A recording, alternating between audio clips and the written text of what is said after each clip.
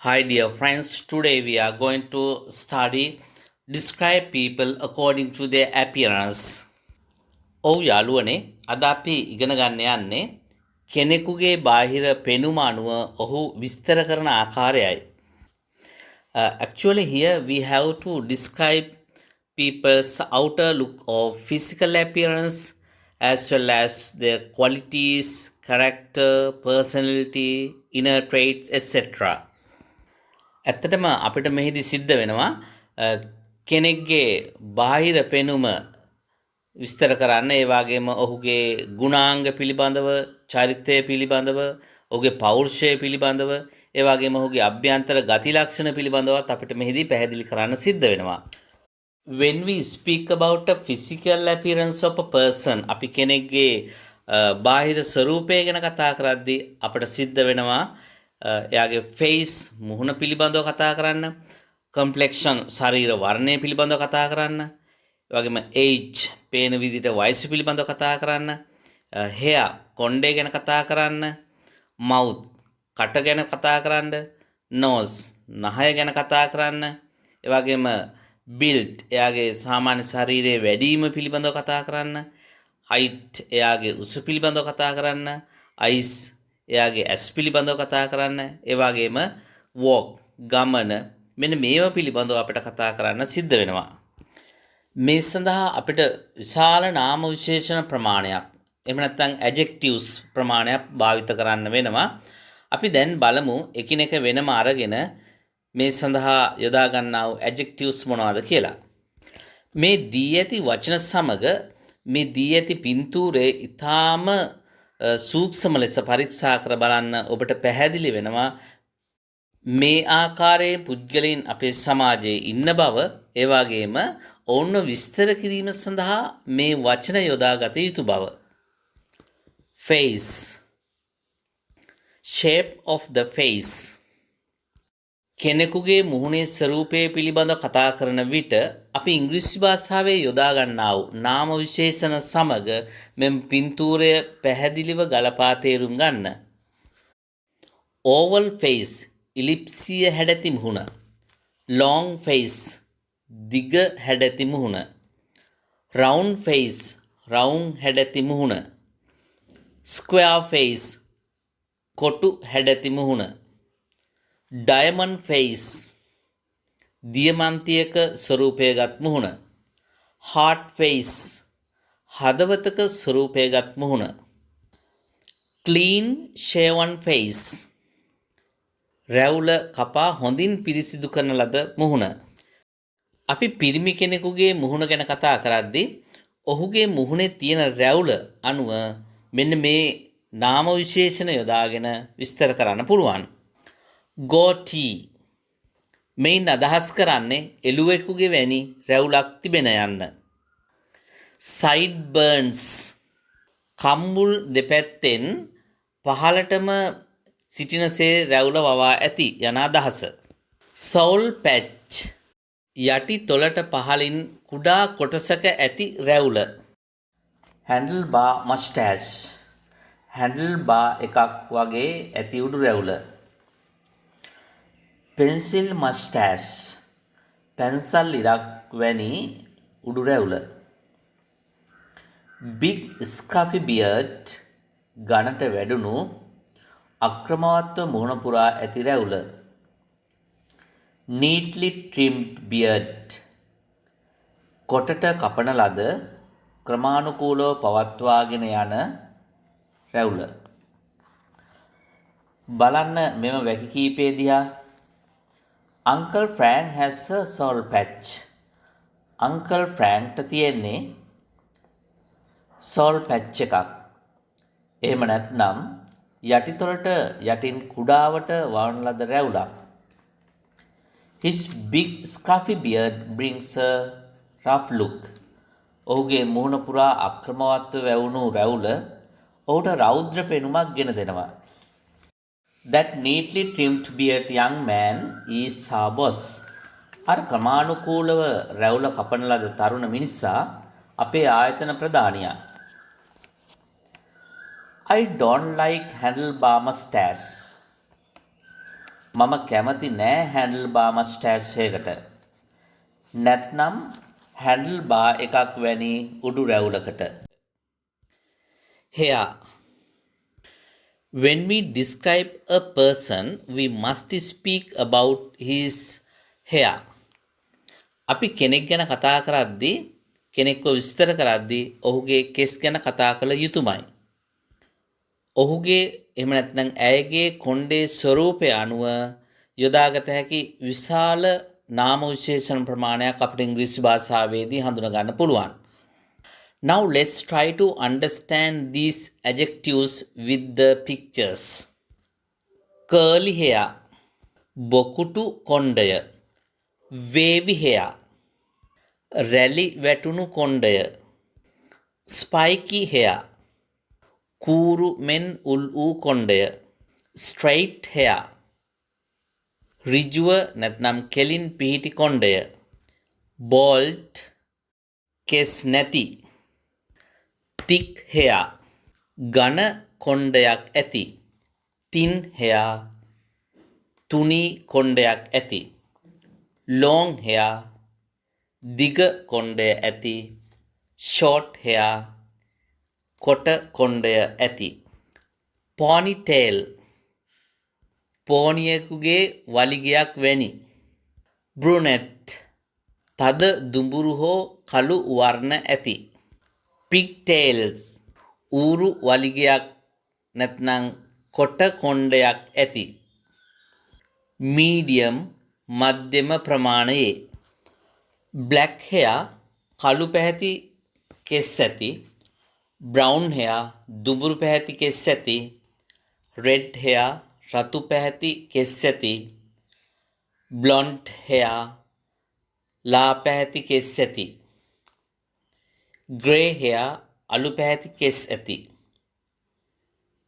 nicely combed hair, ලස්සනට ක්‍රමානුකූලව පීරන ලද කෙස් ඇති, dishevelled hair, නොපීරන ලද කොණ්ඩය ඇති, dropping hair, පහතට කඩා හැලෙන පහතට වැටෙන කෙස් ඇති, matted hair, කට ගෙතුණු කොණ්ඩය ඇති, ගෙතුණු කෙස් ඇති. බලන්න මෙම වැකි දිහා. I have blonde hair. මට තියෙන්නේ ලා පැහැති කොණ්ඩයක්. ඒ අදහස අපට දෙන්න පුළුවන් I am blonde haired යන වැකියෙනුත්. Brownish short hair is beautiful. බ්‍රවුනිගේ කොට කොණ්ඩය ලස්සනයි. Spiky haired කලන is an artist. ස්පයිකි කොණ්ඩයක් සහිත කලන කලාකරුවෙක්. She likes curly hair. ඇය කැමති බොකුටු කොණ්ඩයට. ඒ වගේම අපි කෙනෙක් ගැන විස්තර කිරීමේදී අනිවාර්යෙන්ම එයාගේ මුහුණේ ස්වරූපය ගැන කතා කරන්න සිද්ධ වෙනවා.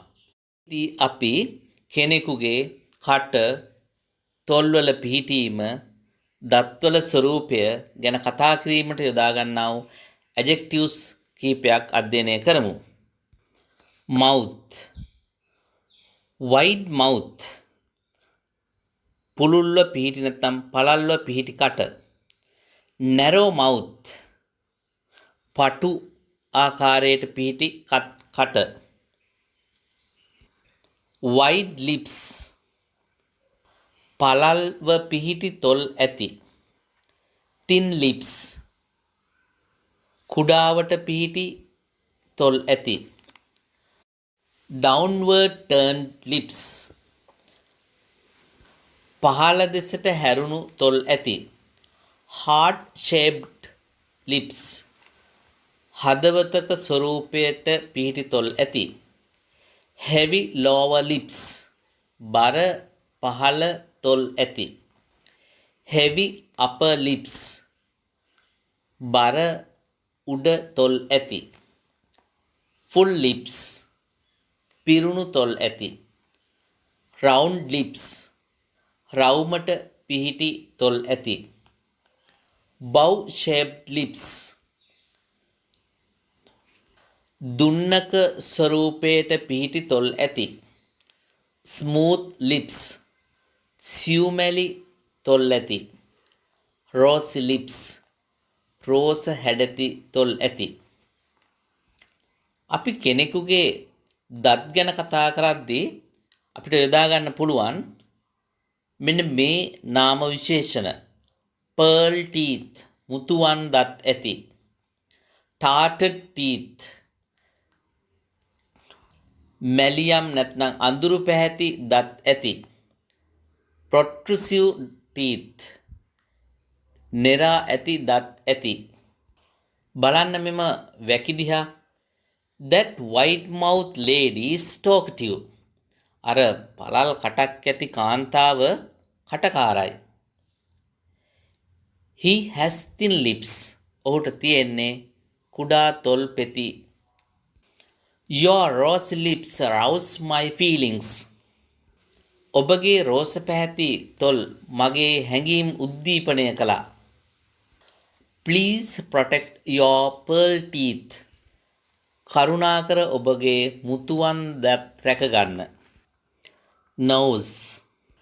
when we describe someone's nose we can use these adjectives. අපි කෙනෙක්ගේ නහය පිළිබඳ කතා කරන විට අපට මෙන්න මේ නාම විශේෂණ යොදා ගන්න පුළුවන්. high bridge nose උඩ දාරය උසට පිහිටි නාසය. low bridge nose උඩ දාරය පහතට පිහිටි නාසය. pointed nose උල් වූ නාසය. hooked nose කොක්කක් වැනි වක් වූ නාසය. rounded nose නාසයේ අගිස්ස රවුන්ව පිහිටි නාසය. pug nose මුක්කම් නාසය. snub nose කොට නාසය. long nose දිග නාසය. flat nose පැතලි නාසය නැත්නම් පැතලි නහය. බලන්න මෙම නිදසුන් දෙස. flat nosed that man is rough. පැතලි නහයක් සහිත එම මිනිසා රෞද්‍රයි. that hooked nose intelligent man is kind. වක් වූ නහයක් සහිත බුද්ධිමත් මිනිසා කරුණාවන්තයි. she has a pointed nose. ඇයට තියෙන්නේ උල් වූ නහයක්. eyes. අපි කෙනෙක්ව විස්තර කරන අවස්ථාවකදී ඔහුගේ ඇසේ ස්වරූපය ඇහි පිහිටීම අනුව අපිට මෙන්න මේ නාම විශේෂණ පද යොදා ගන්න පුළුවන්.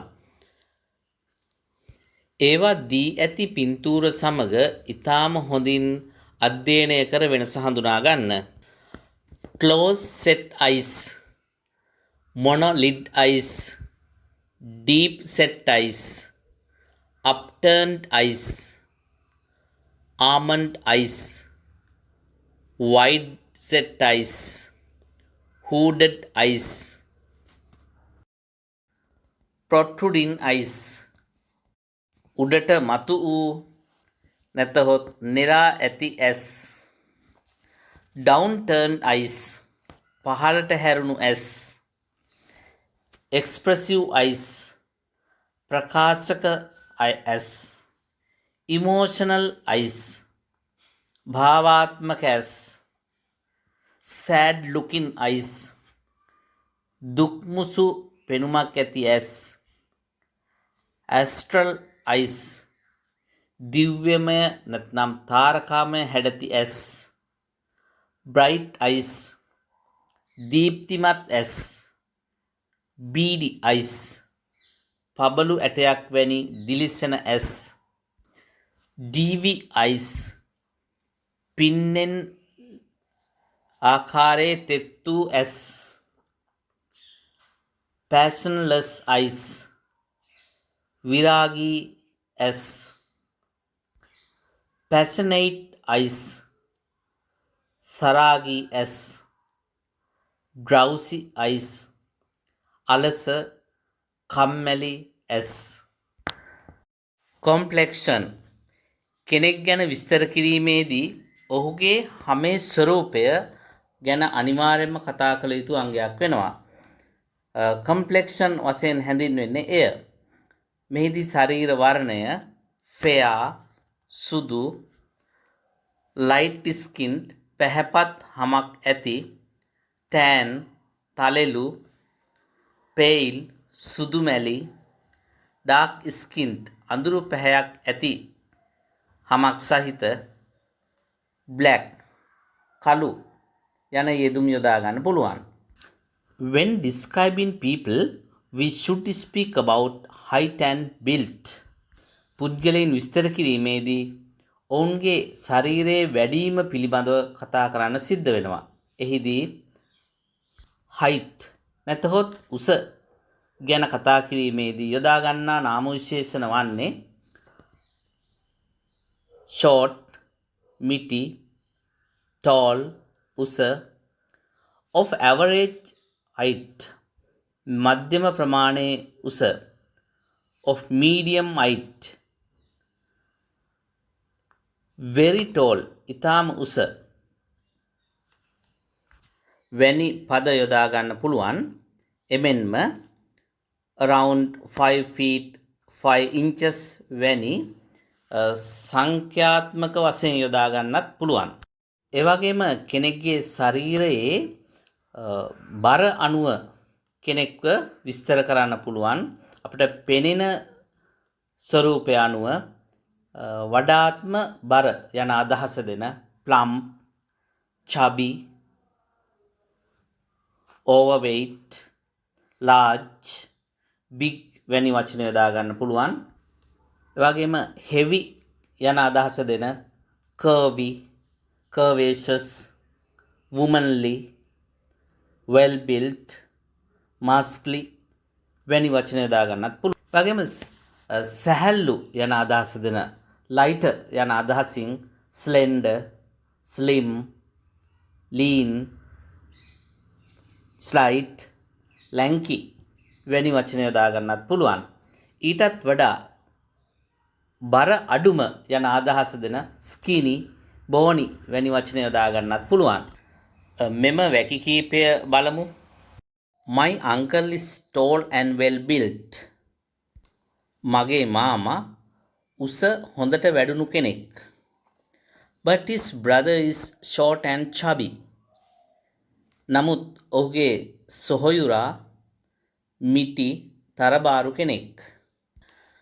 Light skinned my aunt has straight hair.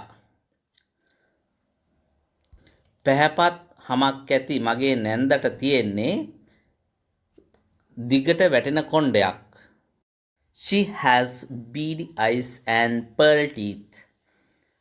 ඇයට තියෙන්නේ පබළු වන් දිලිසෙන ඇස් සහ මුතුවන් දත්. With her slim body, she has a peculiar gait. ඇගේ සිහින් සිරුර සමග ඇයට තියෙන අමුතුම ගමන් විලාසයක්. මේ ආකාරයට අපිට කෙනෙකුගේ බාහිර පෙනුම විස්තර කිරීම සඳහා මෙම වචන යොදා ගන්න පුළුවන්. voice.